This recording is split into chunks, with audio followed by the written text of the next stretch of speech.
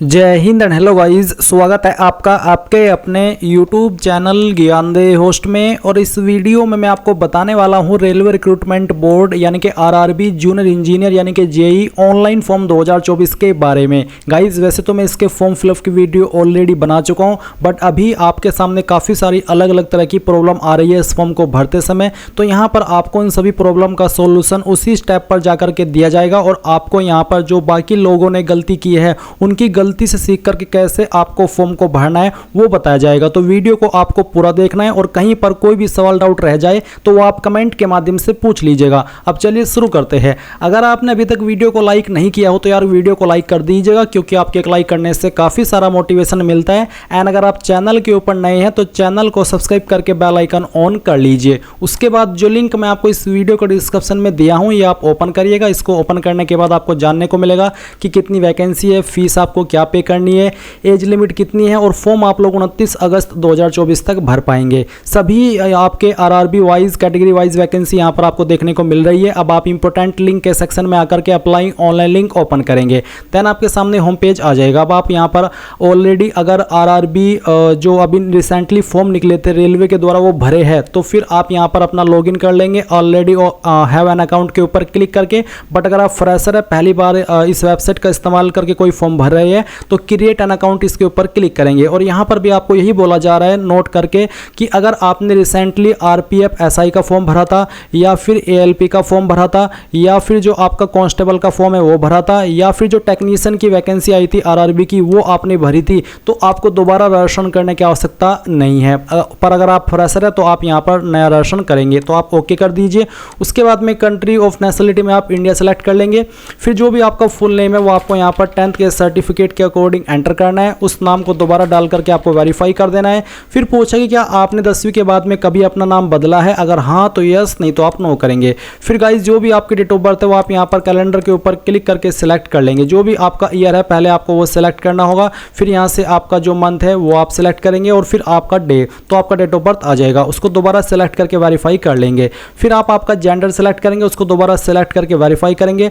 अपना father name देंगे, ये भी आपको 10th के सर्टिफिकेट के अकॉर्डिंग भरना है और उसको दोबारा डाल करके वेरीफाई करेंगे। फिर आप मदर नेम डालेंगे और मदर नेम को भी दोबारा डाल करके वेरीफाई कर देना है। उसके बाद यहाँ पर अगर आपका आधार कार्ड बना हुआ है तो आप अपना आधार कार्ड नंबर डालेंगे और वेरीफाई यूजिंग आधार इसके ऊपर क्लिक करेंगे। पर अगर आपका आधार कार्ड नहीं है या आप आधार की इन्फॉर्मेशन नहीं देना चाहते, उसमें आपका नाम कुछ और है, तो आप I do not have Aadhaar card इसके ऊपर क्लिक करके यहाँ पर I do not have Aadhaar card इसके ऊपर क्लिक करिएगा। और फिर आप यहाँ पर अन्य कोई एक आईडी सेलेक्ट कर लीजिए जो कि यहाँ पर आपको दी गई, जैसे कि driving licence, passport, PAN, voter ID. तो जो भी आप अन्य आईडी देना चाहते हैं वो आप यहाँ पर सेलेक्ट कर ले और उसका नंबर यहाँ पर डाल दे। किसके द्वारा वो जारी हुआ है वो आप यहाँ पर सेलेक्ट कर ले, जैसे कि पैन कार्ड इनकम टैक्स के द्वारा जारी होता है, इनकम टैक्स डिपार्टमेंट, तो आप यहाँ पर वो एंटर कर दीजिए।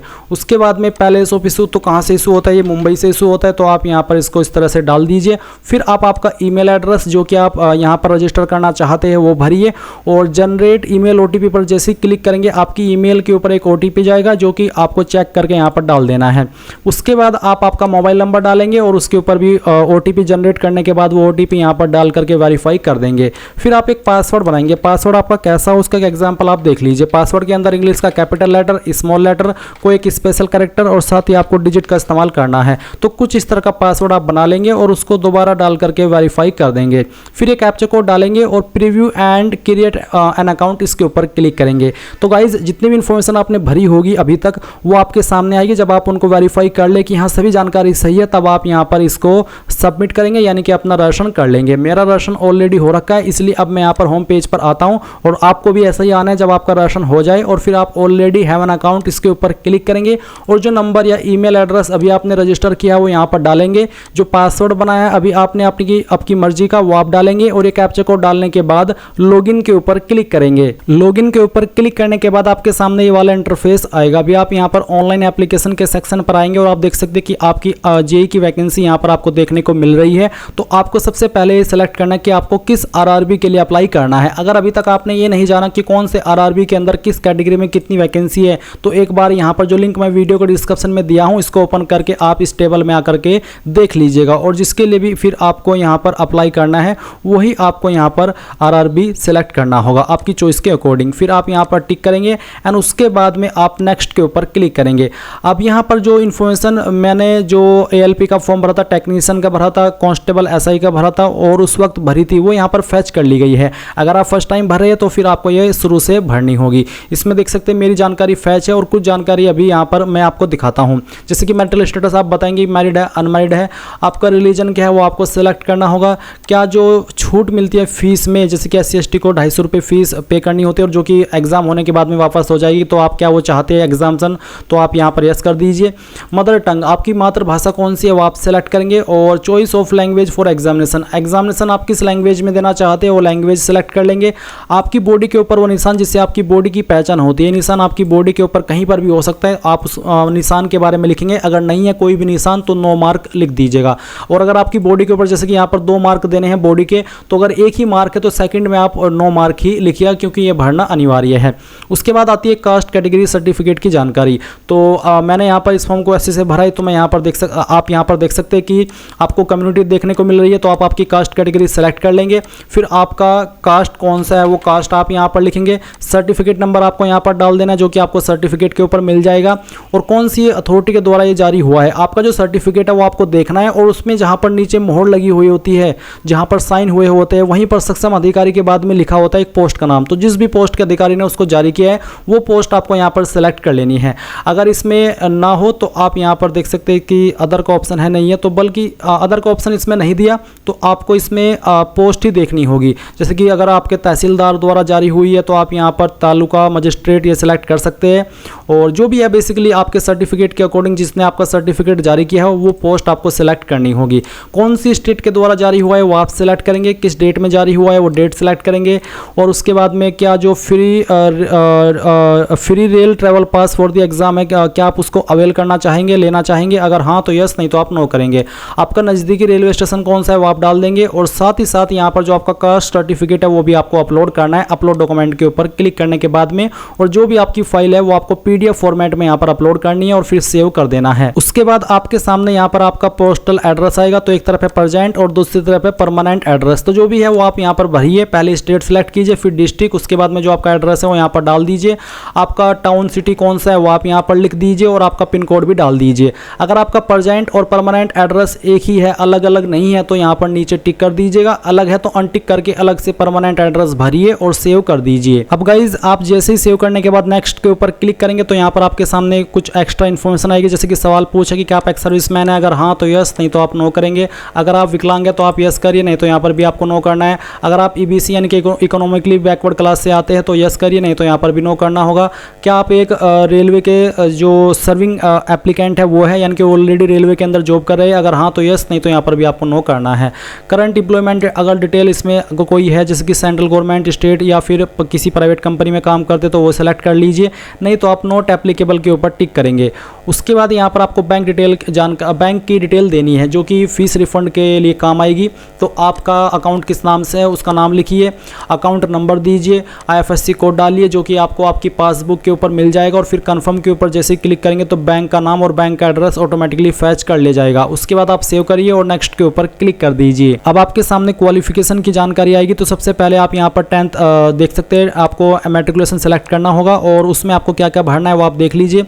यहाँ पर आप आपकी स्टेट सेलेक्ट करेंगे जहाँ से आपने आपकी 10वीं की है, डिस्ट्रिक्ट सेलेक्ट करेंगे, आपके बोर्ड का नाम डालेंगे, कब आपने पास कर ली थी वो आपको यहाँ पर डेट सेलेक्ट करनी होगी जैसे कि मैं आपको दिखा रहा हूँ, और फिर रोल नंबर डालना होगा आपका 10th का, और फिर इसको सेव कर देना है।